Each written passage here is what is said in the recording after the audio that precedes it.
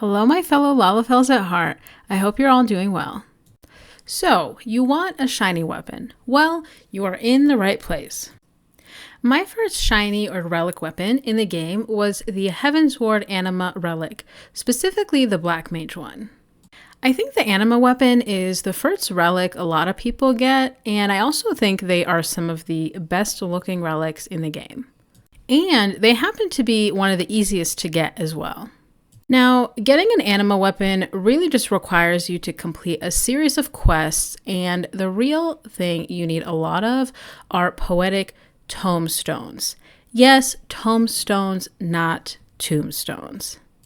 So this will be a straightforward guide to get you your first anima weapon, or your second or your third.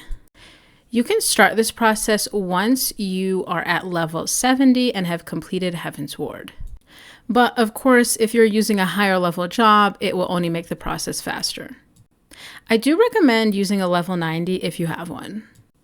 Now, in total, for one anima weapon, you will need about 16,250 poetics. Yikes, I know. And here's a breakdown for what you will spend the poetics on. You also have to complete these quests as the job you want the weapon for. Now, let's get into the steps you need to take to get your anima weapon. The first quest is called an unexpected proposal. You talk to Rowena at the location on the screen to start the quest. You only have to do this quest for your first anima weapon. If you're getting your second, third, etc., you won't need to do this quest again. The second quest is Soul Without a Life at this location. This is where you would start if you're doing your second anima. For this quest, you will need to turn in an astral nodule and an umbral nodule. To get these, you need to get 6 crystals that drop from Heavensward Fates. For the astral nodule, you will need the wind, fire, and lightning crystal. And for the umbral nodule, you will need the ice, earth, and water crystal.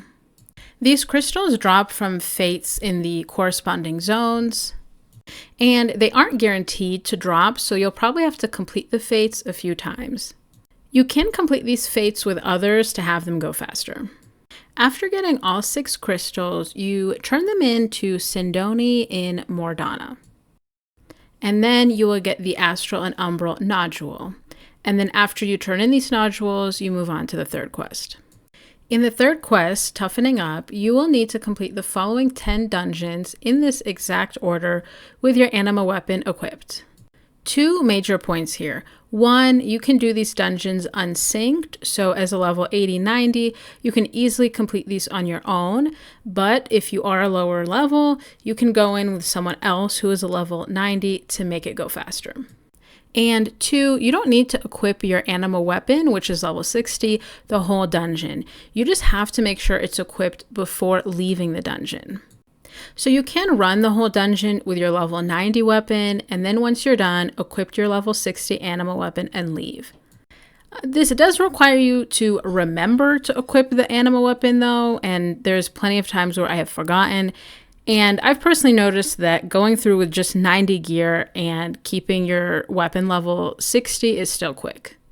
And between all of these quests, you'll have to turn in your weapon for each step, but you can see exactly what you need to do under the quest name between each quest.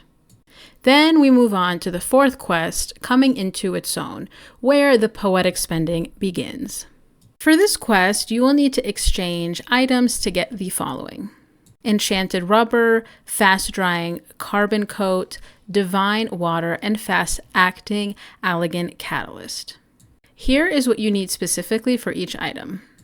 For the unidentifiable bone, shell, ore, and seeds, you will need 10 of each, and each one is 150 poetics, so in total you will spend 6,000 poetics on these materials. You can also use tribal quest tokens on these if you have those. And you can go to any of the poetic vendors to get these items. For the other materials, you have a couple of options. One, if you have Grand Company seals, you can exchange 5,000 seals for each item, and you need 4 of each, so you will spend 80,000 seals. 2, you can buy these items off the market board if you have the gil. They're usually about 5 to 10k each, so you should spend about 160,000 gil. Or 3, you can also craft them. After you gather all these materials, you take them to Christiana in Mordona, and then return to the Alpha Quadrant and give them to Geralt. On to the next quest, Finding Your Voice. For this quest, you need 5 Aether Oils, which you can get by spending 350 Poetics each, or 1750 Poetics total. Then we move on to A Dream Fulfilled, where you will speak to Yulan in Idleshire. For this quest, you need both crystal sand and umbrite. You get crystal sand by exchanging these various items with Yulan. You don't need all of these. You can pick the method that's easiest for you. I get the blue tokens for crafters and gatherers, which requires white scripts. Then for the umbrite, you can get these for 75 Poetics each. Then you'll head back to Yulan to combine these two into treated crystal sand, which you then apply to your weapon for added stats. You'll need 240 points to be added to your weapon to complete this step. This is another step that can take a while if you haven't pre-farmed these items. Next, we move on to the Future Proof quest, where you have to turn in 50 singing clusters. Again, this is going to require more Poetics.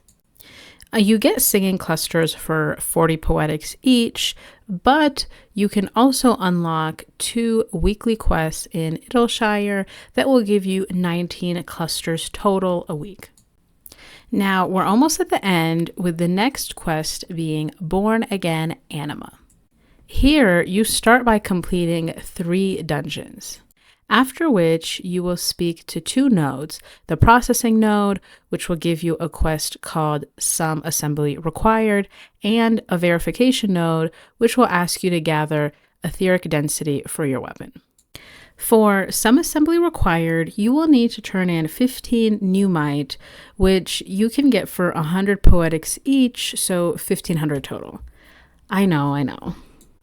You can also get these with 4,000 Grand Company seals, and this will give you a soul stone that you need for your weapon. Now for the etheric density part. You will need to fill up your etheric density meter with points you get from completing duties. You have to have your weapon equipped to have the etheric density added to the meter.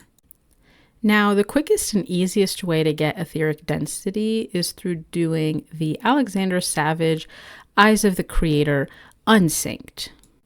You'll see parties in Party Finder for this, or you can always make your own. With a full party, you can complete a run in about a minute, so it doesn't take long to fill up your meter. I think it took us about 20 runs. After your meter is full, you're almost to your completed anima weapon. If this is your first time getting an anima, you will need to speak to Rowena in the quests Body and Soul and Words of Wisdom. These are both simple quests and don't require any steps. Then you will get the final quest, Best Friends Forever. Here, you will have to complete the following trials in order with your anima weapon equipped. Again, if you're a higher level, you can do these alone, or sometimes the Party Finder groups you joined for the Alexander Savage will continue to finish these trials as a party. Then you will need to spend a final 500 Poetics to get the Archaic Enchanted Ink. And after turning this in, your anima weapon is complete. Congratulations, you are now the owner of a shiny relic weapon. Now, the best way to get Poetics are from daily duty roulettes. Hunt trains also give you Poetics, and so does PvP like Crystalline Conflict. So mainly getting this weapon is a Poetics grind. If you're not in a rush to get the anima, you can get Poetics as you normally would, and once you're capped, go exchange them for the materials in this video, and once you're all set, you can turn everything in at once. But if you do want to grind it out, just be prepared for a lot of farming. The first time I got my anima, I got really into it, and it took me about 2 weeks. After the first one though, I did start stockpiling the items that were needed when I capped my poetics, so the next weapons I got went by much, much quicker. Another tip, if you want to use your weapon for glam, like I'm sure all of us do, and you're higher than level 60, you will need to speak with the restoration node at this location because you can't just put the anima weapon in your glamour dresser. Instead, you'll receive a replica of the anima weapon from this node, and that can be used for glam. And there you have it, a step-by-step guide to getting the Heavensward Anima Weapon. Best of luck farming, and let me know down below which weapon you like the best or which you're working towards right now. And if you enjoyed the video or found it helpful, please subscribe to the channel and let me know what videos you'd like to see next.